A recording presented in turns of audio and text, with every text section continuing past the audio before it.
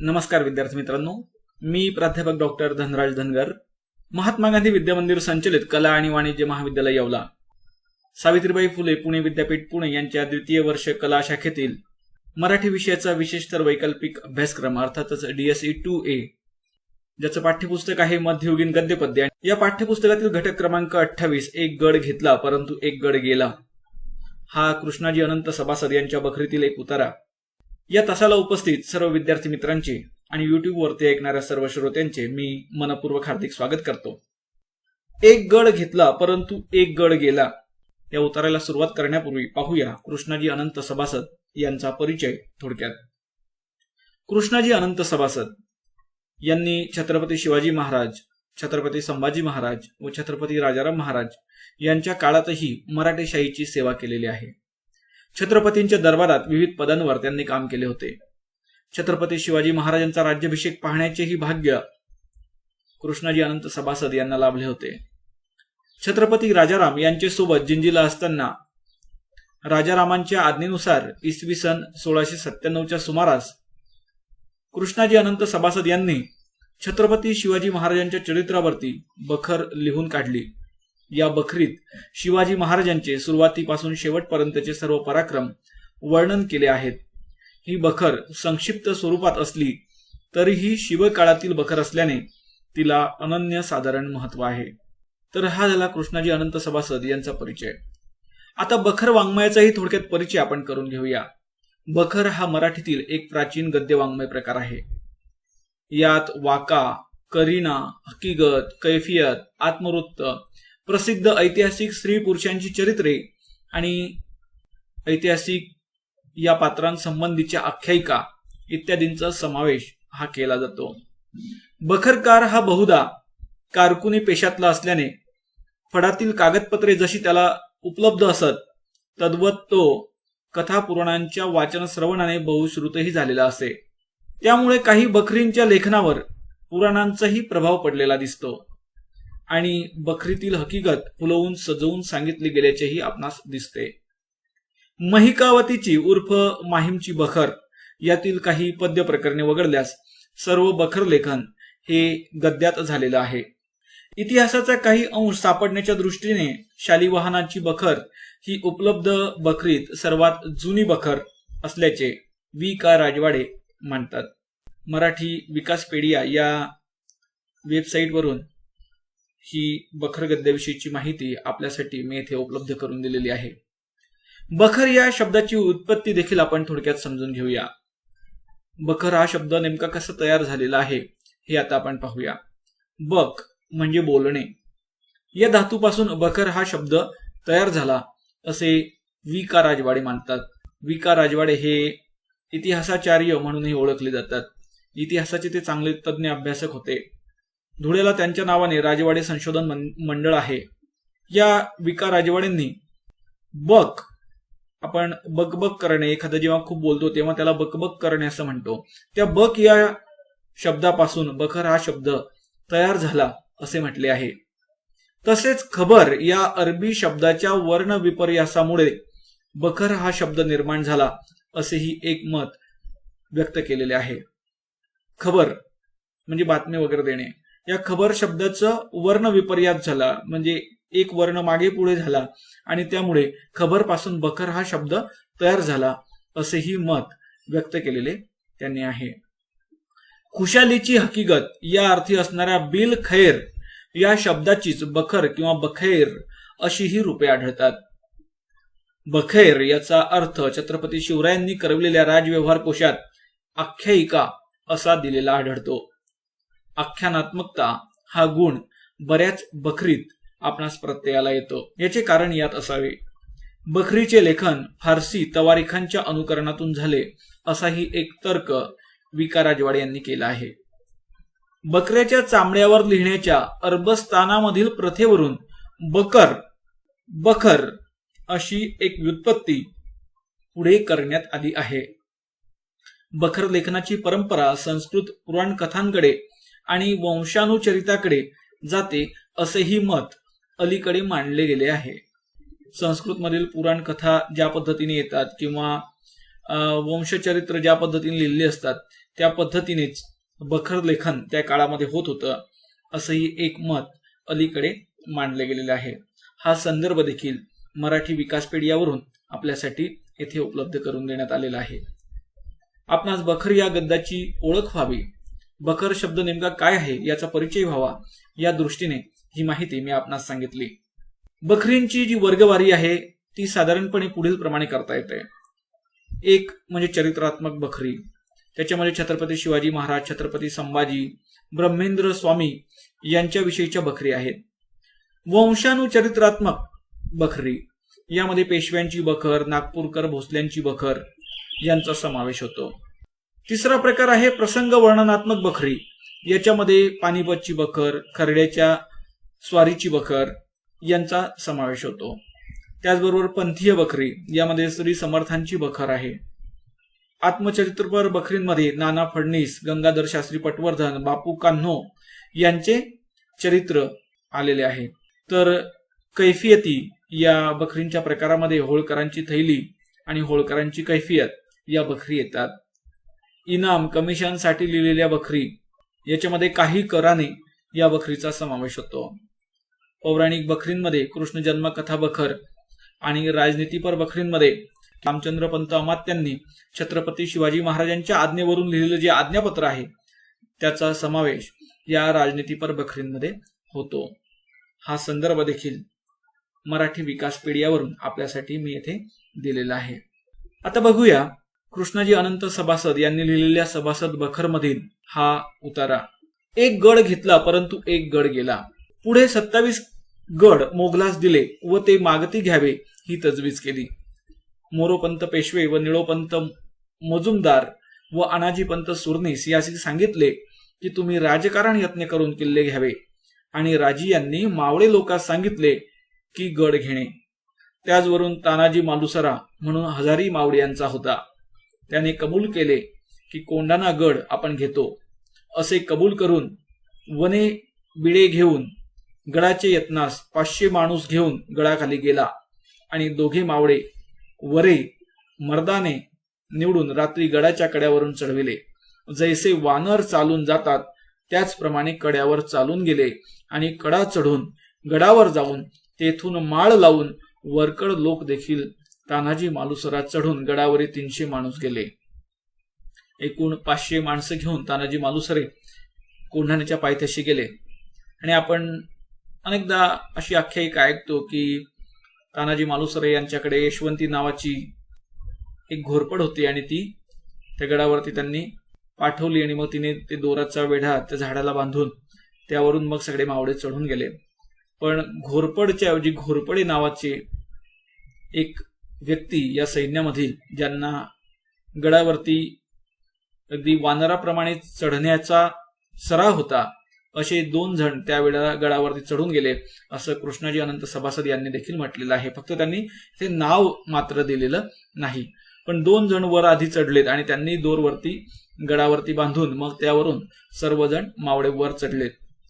तर असं वर्णन हे कृष्णाजी अनंत सभासद यांच्या या प्रसंगामधून आलेलं आपणास दिसतं. गडावरी उदयभान राजपूत होता, त्यास कळले की गनिमाचे लोक आले. ही खबर कळून कुल रजपूत कंबर बसता होऊन हाती तोडा बार घेऊन हिलाल चंद्रज्योती लावून 1200 माणूस तोफांची व तिरंदाज बर्चीवाले पटाईत ढाला चढवून चालून आले. हातामध्ये तोडा बार घेऊन, ही सर्व त्यांची साधनं आहेत, हत्यारं आहेत. हिलाल चंद्रज्योती, पेटवलेल्या मशाली वगैरे लावून 1200 माणसं, त्याचबरोबर तोफांची व तिरंदाज बर्चीवाले पटाईत ढाला चढवून चालून आले.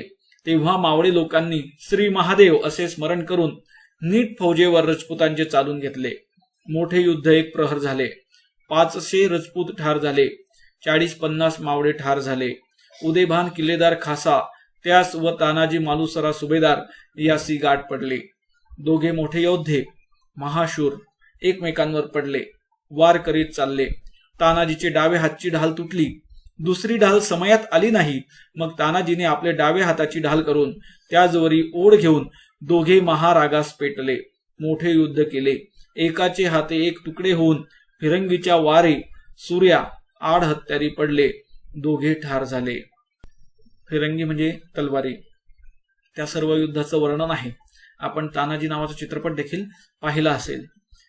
चित्रपटाची निर्मिती ज्या वेळेला होते त्यावेळेला इतिहासाची सर्व साधनं आणि त्यामध्ये बखरींचा देखील आधार घेतलेला असतो. तानाजी मालुसरेंच्या संदर्भामध्ये आपणा सगळ्यास माहिती आहे की त्यांचा मुलगा रायबा याचं लग्न होणार असतं आणि त्या लग्नाची पत्रिका घेऊन ते छत्रपती शिवरायांकडे जातात. त्यावेळेला छत्रपती शिवाजी महाराज हे कोंढाण्याच्या मोहिमेवरती जाण्याच्या तयारीत असल्याने आपण लग्न उरकून घ्यावं असं तानाजी सांगतात. त्यावेळी तानाजी म्हणतो की आधी लग्न कोंढाण्याचं मग रायबाचं, आणि त्यानुसार ही सगळी जबाबदारी आपल्या शिरावर घेऊन तानाजी मालुसरे या कोंढाण्यावरती चालून जातात. आणि उदयभान आणि तानाजी मालुसरे यांची समोरासमोर गाठ पडून दोघांमध्ये प्रचंड युद्ध होतं आणि एकमेकांच्या वाराने दोघेही जखमी होऊन मरण पावतात. त्यावेळेला तानाजी मालुसरे यांचा भाऊ सूर्याजी हा सर्वांना जमवून कोंढाणा किल्ला घेतो आणि ही बातमी जेव्हा छत्रपती शिवाजी महाराजांना समजते त्यावेळेला छत्रपती शिवाजी महाराज सांगतात की गड आला पण सिंह गेला. येथे कृष्णाजी अनंत सभासद म्हणतायत की मग सूर्याजी मालुसरा तानाजीचा भाऊ याने हिंमत धरून कुल लोक सावरून उरले राजपूत मारले, कित्येक राजपूत कडे उडून पळून मेले, असे 1200 माणूस मारिले, किल्ला काबीज केला आणि गडावर पागेचे खण होते त्यास आग लाविली. त्याचा उजेड राजी यांनी राजगडाहून पाहिला आणि बोलले की गड घेतला, फत्ते झाली. असे झाले. तो जासूद दुसरे दिवशी वर्तमान घेऊन आला की तानाजी मालुसरा यांनी मोठे युद्ध केले, उदयभान किल्लेदार यास मारिले आणि तानाजी मालुसराही पडला. असे सांगितले. गड फत्ते केला असे सांगताच राजे म्हणू लागले की एक गड घेतला परंतु एक गड गेला. असे तानाजीसाठी बहुत कष्टी झाले. पुढे गडावरील ठाणे घातले. सूर्याजी मालुसरा भाऊ नावाजून त्याचा सुबा त्यास सांगितला. धारकरी लोकास बक्षिसे सोन्याची कडी दिली, द्रव्य अपार दिले, वस्त्र जरी कुल लोकास दिली. ए जातीने प्रथम कोंढाणा घेतला. अशा पद्धतीने या कोंढाण्याच्या मोहिमेचं वर्णन येथे कृष्णाजी अनंत सभासद यांनी केलेलं आहे की तानाजीच्या मृत्यूनंतर सूर्याजी मालुसरा यांनी हिंमत धरून सर्व लोकांना सोबत घेऊन उरलेले जे गडावरील राजपूत सैनिक होते त्यांना मारलं आणि असे जवळपास 1200 माणसं त्यांनी मारले आणि किल्ला काबीज केला. त्यानंतर गडावरील पाग्याचे खण होते त्यास आग लाविली आणि तो उजेड पाहून राजांनी म्हणजे छत्रपती शिवरायांनी राजगडावरून पाहिलं की गड घेतला. पण ज्या वेळेला दुसऱ्या दिवशी तो जासूद येऊन त्याने वर्तमान सांगितलं की तानाजी मालुसरा यांनी मोठे युद्ध केले, उदयभान किल्लेदार यास मारले आणि तानाजी मालुसराही पडला. त्यावेळेला मात्र राजे कष्टी झाले आणि ते म्हटले एक गड घेतला परंतु एक गड गेला. तर अशा पद्धतीचं वर्णन हे या बखरमध्ये आलेलं आपणास दिसून येतं. शिवकाळातील प्रत्यक्ष ही बखर असल्यामुळे यातील वर्णन हे बरचसं इतिहासावर आधारित किंवा सत्यावर आधारित आहे असंही आपणास म्हणता येतं आणि त्या दृष्टीने या बखरींना खूप महत्व असतं. अर्थात तरीही बखर म्हणजे इतिहास नसतो. बखर हा ज्याच्या पदरी नोकर असलेल्या माणसांनी लिहिलेले असल्यामुळे आपल्या धन्याची मालकाची स्तुती करण्याचा आणि त्यांच्या यशाची कवने गाण्याचा एक प्रकार म्हणून याकडे पाहिले जाते. तथापि बरीचशी माहिती इतिहासावर आधारित असल्यामुळे इतिहास लेखनासाठी बखरींमधील काही संदर्भ हे घेतले जाऊ शकतात किंवा चित्रपट निर्मिती वगैरेंच्यासाठी देखील यातील संदर्भ उपयोगी पडत असतात. आपल्या पाठ्यपुस्तकामध्ये काही कठीण शब्दांचे अर्थ त्यातील दिलेले आहे. गनीम म्हणजे शत्रू, तजवीज म्हणजे व्यवस्था, उपायांची योजना, खबर म्हणजे बातमी, चंद्रज्योती म्हणजे चंद्रासारखा प्रकाश देणारे दारूकाम, काबीज हस्तगत स्वाधीन, जासूद म्हणजे निरोप्या, हलकारा, वर्तमान म्हणजे बातमी किंवा खबर. तर अशा पद्धतीने आज आपण एक गड घेतला परंतु एक गड गेला हा बखरीतील उतारा पाहिला. आपणास माहिती आहे विद्यार्थी मित्रांनो की आपली परीक्षा ही कोविड-19च्या पार्श्वभूमीवरती ऑनलाईन स्वरूपात होते आहे. या पाठावरती साधारणपणे परीक्षेमध्ये कोणत्या स्वरूपाचे बहुपर्यायी प्रश्न विचारले जाऊ शकतात या अनुषंगाने आपण एक आढावा आता घेऊया. पहिला प्रश्न या पाठावरती विचारला जाऊ शकतो तो म्हणजे एक गड घेतला परंतु एक गड गेला हा पाठ कोणाच्या बखरीतून घेतलेला आहे. तर एक गड घेतला परंतु एक गड गेला हा पाठ कृष्णाजी अनंत सभासद यांनी लिहिलेल्या सभासद बखरमधून घेतलेला आहे. कृष्णाजी अनंत सभासद यांनी कोणत्या कोणत्या छत्रपतींच्या काळात मराठेशाहीची सेवा केलेली होती?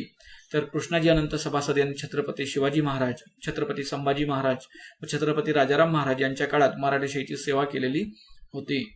कृष्णाजी अनंत सभासद यांनी सभासद बखर कधी लिहिली आणि कोणाच्या आज्ञेवरून लिहिली? तर कृष्णाजी अनंत सभासद यांनी सभासद बखर ही छत्रपती राजाराम यांच्यासोबत जंजिला असताना छत्रपती राजारामांच्या आज्ञेनुसार इसवी सन 1697च्या सुमारास लिहिलेली आहे. सभासद बखर मधून कोणाच्या चरित्रावर प्रकाश पडतो? तर सभासद बखर मधून छत्रपती शिवाजी महाराजांच्या चरित्रावरती प्रकाश पडतो.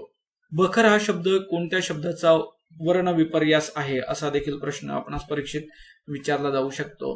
तर अर्थात बखर हा शब्द खबर या शब्दाचा वर्ण विपर्यास होऊन आलेला आहे. खुशालीची हकीकत या अर्थी बखर या शब्दाचा पर्यायी शब्द कोणता? खुशालीची हकीकत या अर्थी बखर या शब्दाचा पर्यायी शब्द बिल खैर असा आपणास म्हणता येईल. फारसी तवारीखांच्या अनुकरणातून कोणत्या साहित्याचं लेखन मराठीत झालेलं आहे असा राजवाडे यांनी तर्क केलेला आहे. तर बखरींचे लेखन फारसी तवारीखांच्या अनुकरणातून झाले आहे असा तर्क विका राजवाडे यांनी केलेला आहे.